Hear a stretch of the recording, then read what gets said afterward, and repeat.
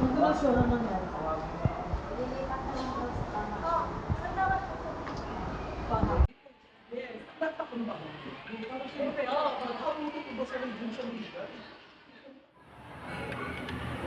Grabe yung panaginip ko kagabi. Nakakatakot. Ano bang napanaginipan mo? Hindi ko maalala. Basta, nakakatakot. Gumagawa ka na naman ng kwento, Isha. Hindi ah. Dagdag mo talaga. Nagawa na ba assignment natin? Alam, may assignment tayo. Nakalimutan kong gawin. Pakopya kami ang hirap. Oo nga. Please. Salamat. Bisan nyo bakit masok si Mama?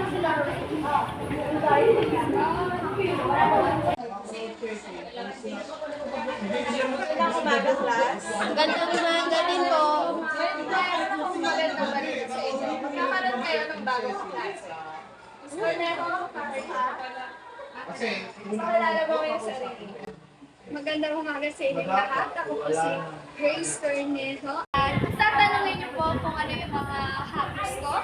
Mahilig po akong magbasa, lalo na sa Wattpad.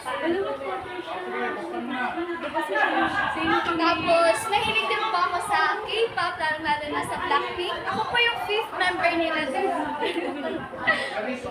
Sino ba yun? Si Rosie po. Uy, ako naman si Jisoo. Ako si Jenny. Magkakasundo po tayo nito. Ma'am? Hi. Ang ganda niya, no? Sinabi mo pa. Mukha rin siya matalino. Oo nga, tara, kaibiganin natin. Tingin ko naman mabait siya. Ano sa tingin mo, Amira? Huwag kayo magtitiwala basta-basta.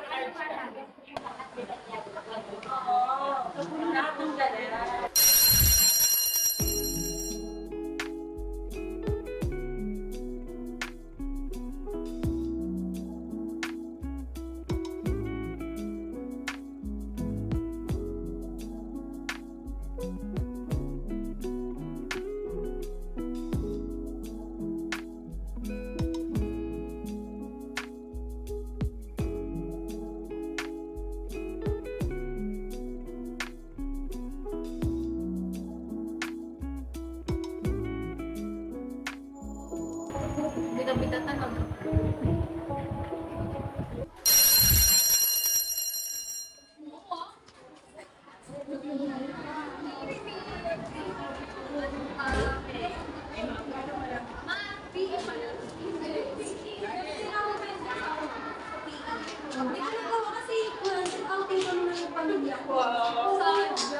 sa susunod sasama ko. Ay, sige. Amira, bigla yung si Grace, kausap yung crush niya. Huwag lang siya nila. Nasirain ng ako.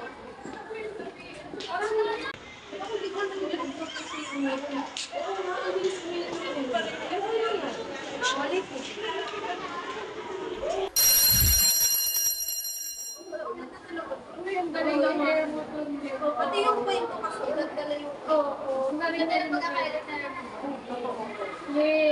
Hindi ata siya nagpapakumala ng editing. Ano niya na, ano tawag mo? Basta, nandun talaga yung project natin. Kumusta kaya yun?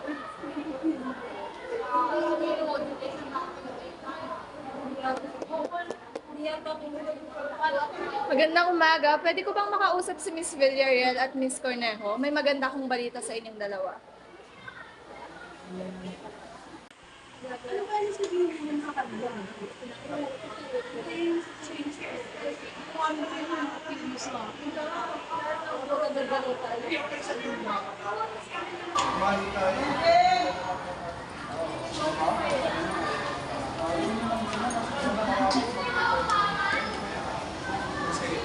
Nakakatuwang pinakita niyong kagalingan sa klase. Lalo ka na, Miss Grace. Bueno, ang magandang balita ay dalawa kayong running for valedictorian. Totoo po, ma'am? Wow! Salamat po, ma'am! Hayaan niyo po, sa susunod, mas gagalingan niyo po lalo.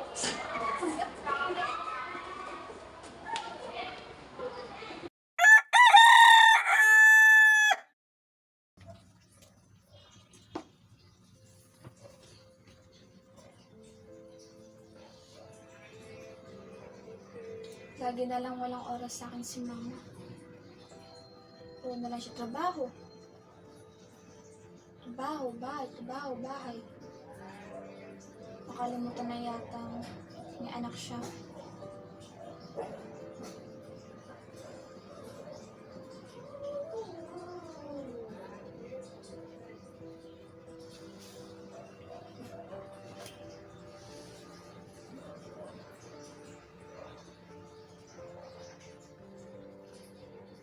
Hindi ka lang siguro nawala pa. Siguro, masaya tayong pamilya. Hindi sana nagkakaganito buhay ko.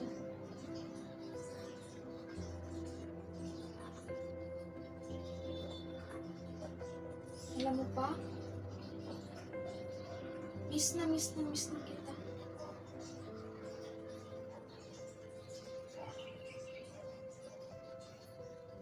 Gusto na kita makasama.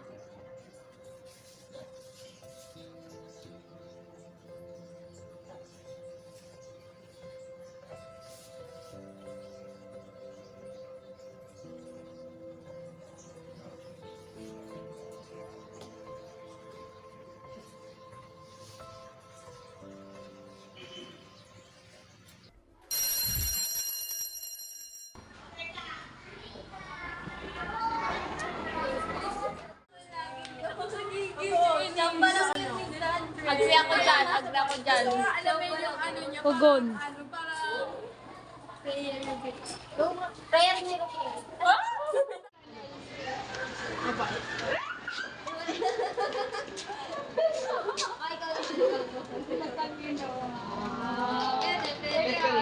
Isang kalik.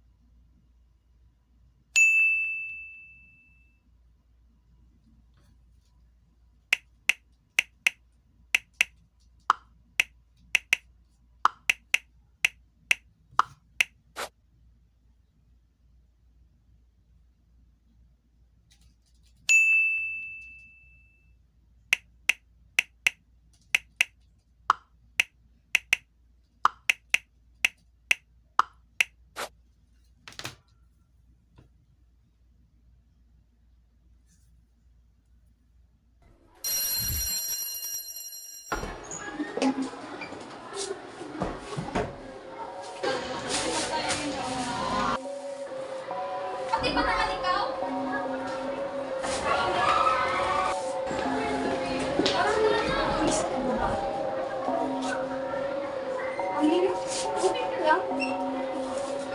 Alam mo, nagdahil sa wala sa akin lahat. Huwag nangyayaan sa'yo. Nagdahil sa'yo, wala sa akin. Pati si Brian? Ang galing mo, no? Ang hirap lang talaga akong ginagawa mo sa'yo na sa'yo. Pero sabay. Sabay. Hindi mo ba kung nawala na ang pag-aaral na? Bakit sa'yo? Hindi kami. Kasi simula nang dumating ako, ako na yung first mga kaibigan mo. Kami na hindi magkakasama. Kasi, yan.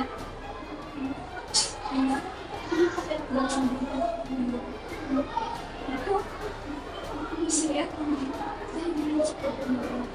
Pero wala ka. Mga kaibigan mo, bakit mo tama?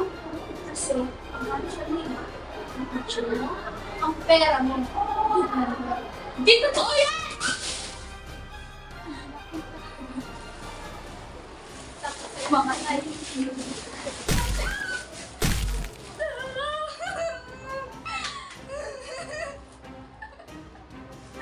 Ako talaga nag-gusto.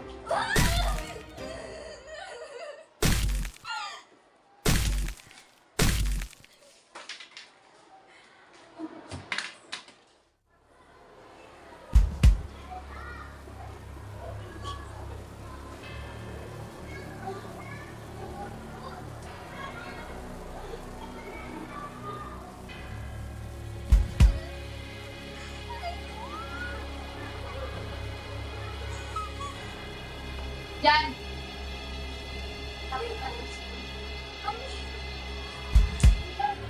Ito naman.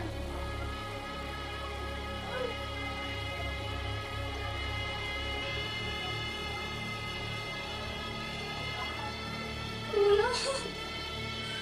Tulong!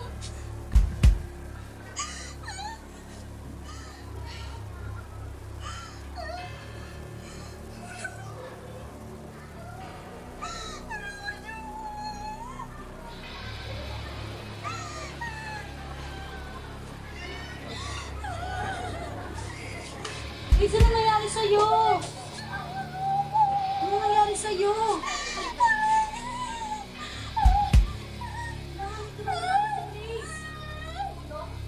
Sige, sumbong ka. Idala ko ito. Ay, marahin ka na lang.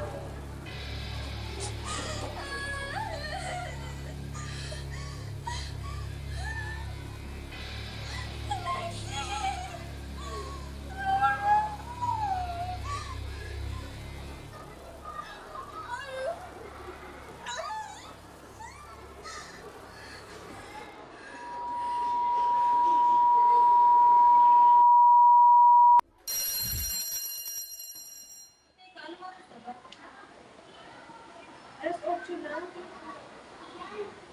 Wala ko si Grace lang. Oo, hindi pa lang nalilagay. Kaya nga, lagi kayo maaga pumapasok eh. Oo, Hindi ka ng kalo.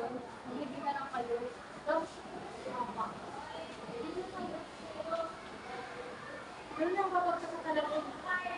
Kasi hindi ko na siya ma-recheck sa chat ko. Ano nga naman nangyari talaga sa akin? Ako magbibigay ng tao. Baka pumasok siya mamaya.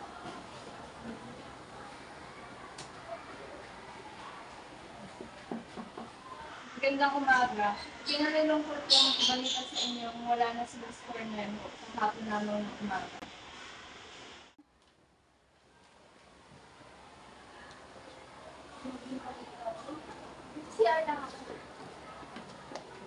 Nakikinig ka ba? Ano nangyari kay Grace? Wala akong alam sa nangyari kay Grace, ha?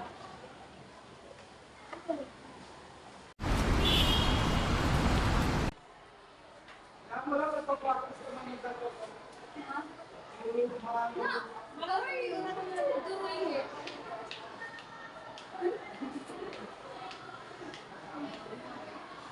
Why do you look so sad? Tell me what happened. Ano nangyari? Kinakakabing na? Wow. Kid, tell me what happened. Nasa bodega ako noon. Tapos, pumasok siya. Kung ano ang pinagsasabi niya sa akin. Kaya, aksidente ko siya natulak. Pero anak, namatay siya. Masama yun, di ba? Pati ba naman ikaw? Turo na nga lang hindi ko sa'yo, di mo pa magawa. Sana pala, pinampun mo na rin din ako kagaya ni Alexis. Okay, calm down, okay? I'll call someone. Sit.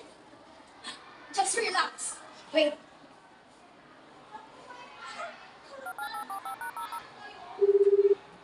Hello? May papagawa ko. Hey, ba't kaya na kayo? Hindi ko mamaya. Siguraduhin mo wala akong kakakita. Sige, sige. Bilisan mo, ha?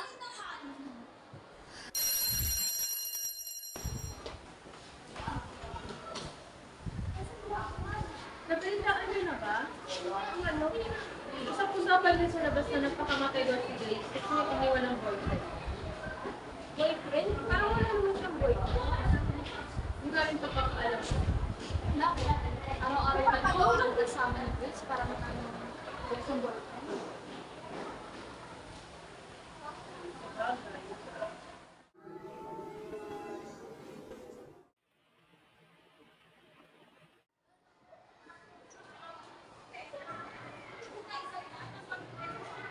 Bakit hindi ko tinanong?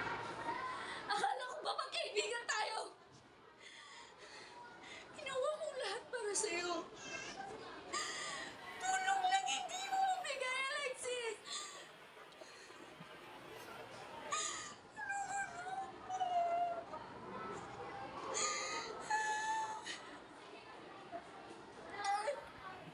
Ano ko kasalanan, Grace? Hindi ko ginusto yun.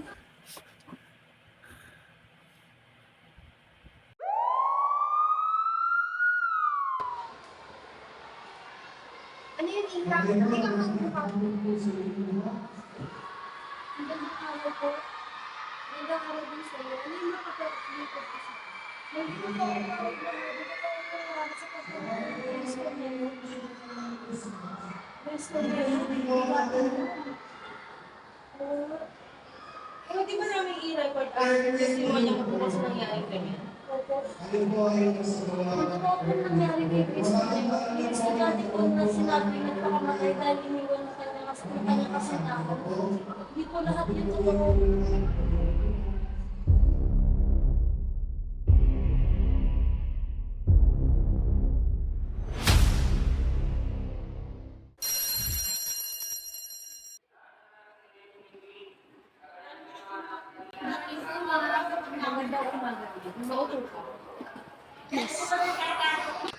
Bakit ka lang valedictorian? Oo, Miss Miguel.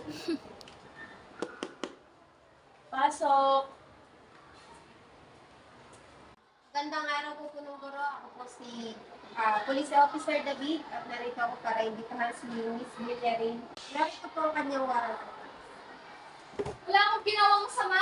Kumalma ka muna, anak. Sa presinto ka na lang magpaliwanag, Miss Villerin.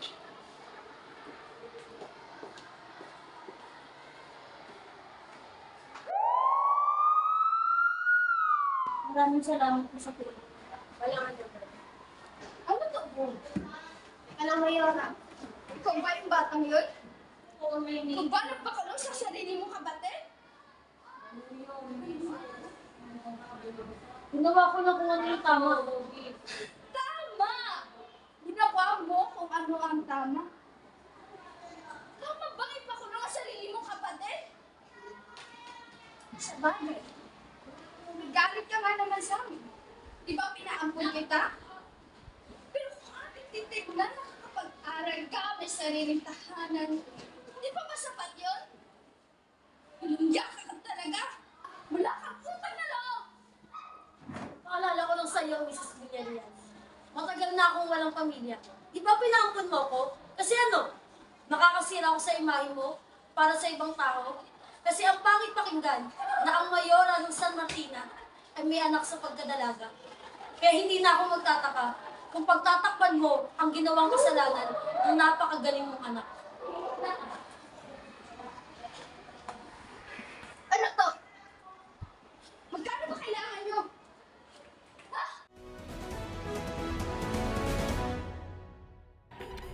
Magandang gabi, bayan. Kakapasok lamang na nagbabagang balita. Anak ng mayora ng San Martina, dinakip dahil sa salang pagpatay. Mayora ng San Martina, napababa sa pwesto dahil sa kanyang ginawang pagtatakip sa krimeng kinasangkutan ng kanyang anak. At yan ang ating mainit at maikling balita sa ngayon.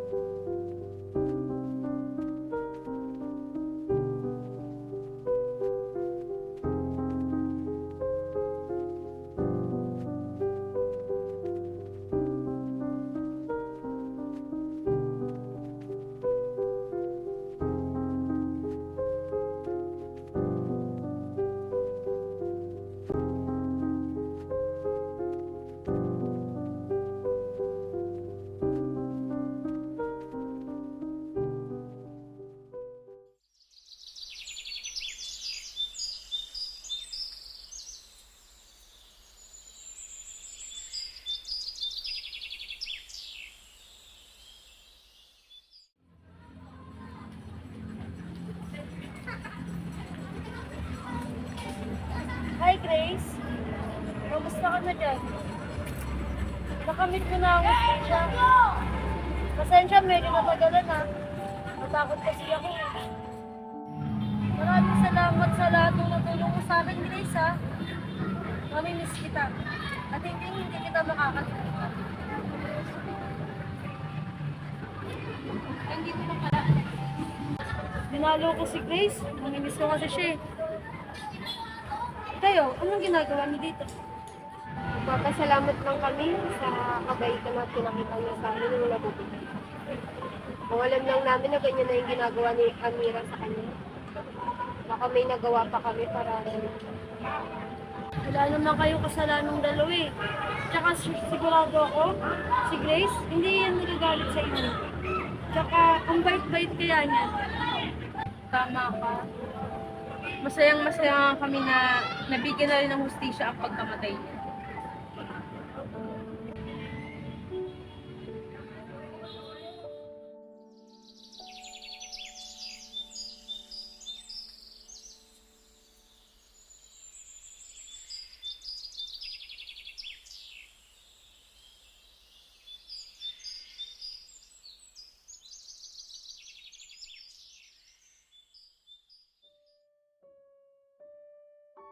Hi, Grace.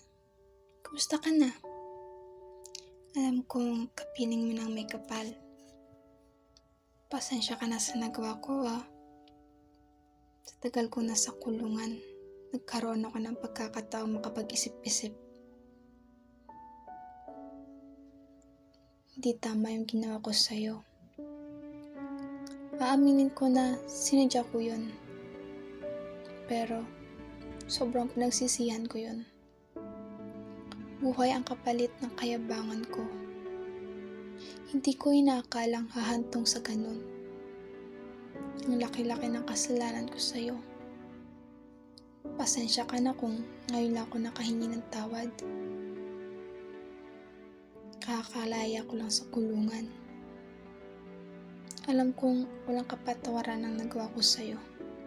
Pero sana, dumating ang araw na mapatawad mo ako, Grace.